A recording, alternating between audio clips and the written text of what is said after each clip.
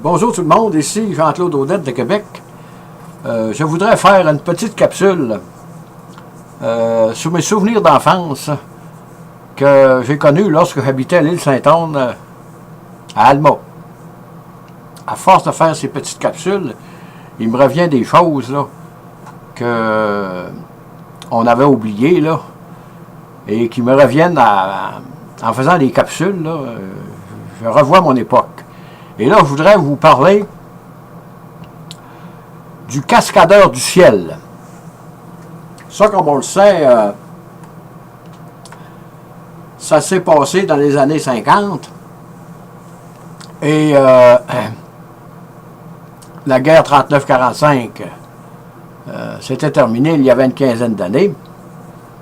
Et il y avait un type à Alma dénommé, je pense que c'était un monsieur Bellé, mais je ne suis pas sûr.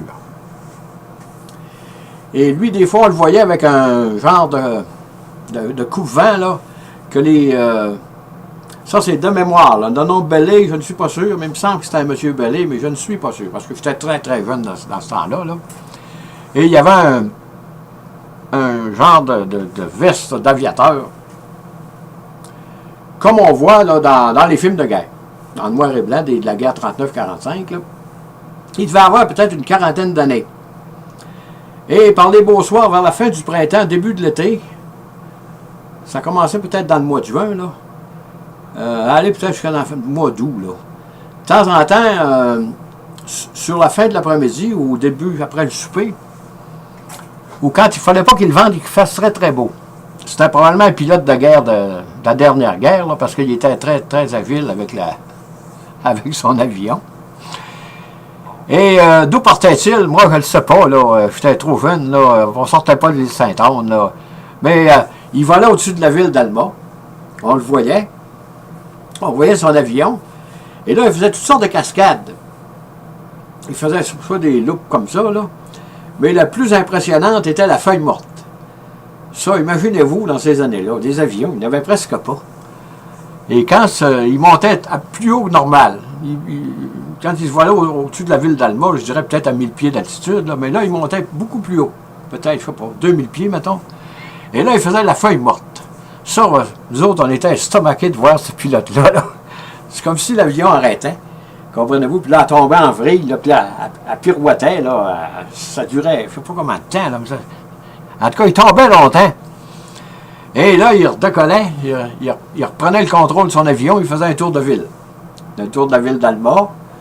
Et il recommençait. Il pouvait faire ça peut-être, disons, peut-être durant une demi-heure, là. Et nous autres, on trouvait ça, imaginez-vous. Hein? Dans ces années-là, des avions, il n'y en avait pas. Hein? Très peu, on n'en voyait presque jamais. Et c'est quand il faisait la feuille morte, moi, ça m'est revenu, là. On se demandait, les premières fois qu'on a vu ça, on se demandait, il va s'écraser sur la ville. Mais aujourd'hui, c'est sûr que ces choses-là, ça ne serait plus permise, probablement, là. Même si le pilote, ça devait être un as dans l'aviation, ce monsieur-là, là. Ça serait plus permis, là, de faire la feuille morte au-dessus des habitations, comme ça. Et disons qu'on... c'est un souvenir qui m'est revenu, là. Et qu'à cette époque, nous trouvons ça très, très osé pour le temps. Et on admirait la hardiesse et l'habileté de ce pilote-là. Là. On le voyait, moi je l'ai vu quelques fois, là. Pas souvent. Ça a duré peut-être 2, 3, 4 ans maximum, là. Puis après ça, c'était fini. Probablement qu'il a déménagé ou je ne sais pas qu'est-ce qui s'est passé. Là. Il a quitté la ville d'Alma. Sur ça, c'est un petit souvenir d'enfance que je voulais rappeler à tout le monde. Je vous dis bonne écoute, merci et au revoir.